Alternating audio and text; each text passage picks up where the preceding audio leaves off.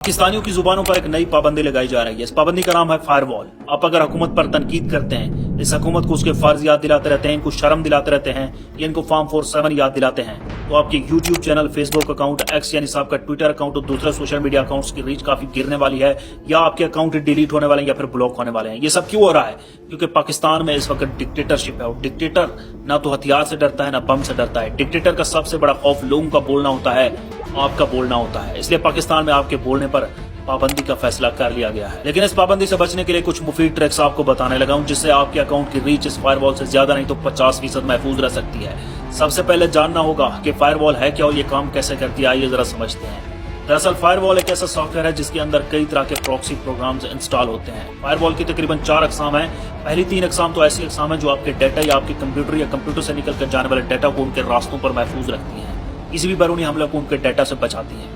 लेकिन फायरवॉल की चौथी किस्म एक ऐसी किस्म है जिसके अंदर एडवांस कोडिंग सिस्टम इंस्टॉल होता है और ये एल्गोरिथम पर काम करती है। यानी अगर मुझे फायरवॉल को अपने कंप्यूटर में इंस्टॉल करना है तो मैं उसे अपनी मर्जी के साथ कोड दे सकता हूँ। फर्ज करें मुझे नवाज शरीफ पसंद नहीं है और मैं इस कीवर्ड को उसके अंदर प्रोग्राम कर देता हूँ, तो आइंदा मुझे ऐसी कोई वीडियो, ऐसी कोई पोस्ट या ऐसी कोई तस्वीर नजर ही नहीं आएगी जिसमें नाम नवाज शरीफ होगा।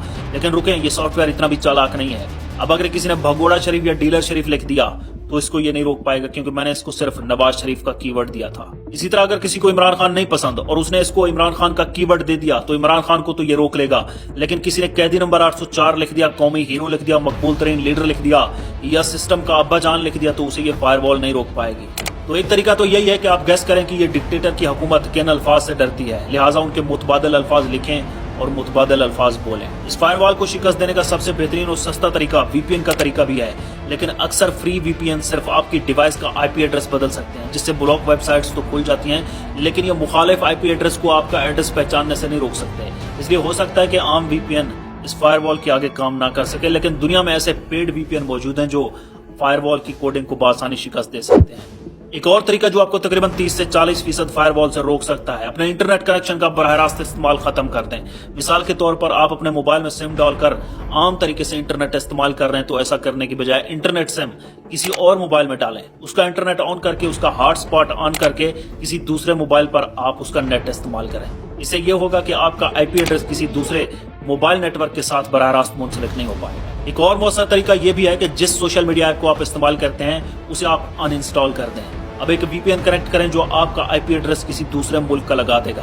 अब जब वीपीएन कनेक्ट हो जाए तो उसी सोशल मीडिया ऐप को आप डाउनलोड कर लें। इससे ये होगा कि जब आप उस ऐप को डाउनलोड करेंगे तो उस ऐप में इंस्टॉल होते वक्त वो आईपी एड्रेस सेव होगा जिस मुल्क का एड्रेस वीपीएन पर कनेक्टेड है। हुकूमती सोशल मीडिया अकाउंट्स पर नजर रखें, लिफाफा सहाफियों और मीडिया सेल्स पर नजर रखें। ये कभी भी उन लोगों की अकाउंट्स की रीच कम नहीं करेंगे। लिहाजा जो अल्फाज ये लोग लिखें उससे मिलते जुलते अल्फाज आप लोग लिखें और बोलें। अपनी गूगल लोकेशन हमेशा ऑफ रखें। नई पोस्ट या वीडियो अपलोड करते हुए अपना वीपीएन रिफ्रेश करें। वीडियो बनाते या पोस्ट लिखते वक्त उन अल्फाज का ख्याल रखें जो आप सोचते हैं कि यह हुकूमत के नापसंदीदा अल्फाज हैं। वीलॉगर यूट्यूब पर वीलॉग करते वक्त भी इन अल्फाज का ख्याल रखें और बोलने से परहेज करें, और वीलॉग अपलोड करते वक्त टाइटल और डिस्क्रिप्शन में भी मुतबादिल अल्फाज का इस्तेमाल करें। जीती रहे जमहूरियत, हमेशा बुलंद हो अवाम की आवाज। पाकिस्तान जिंदाबाद।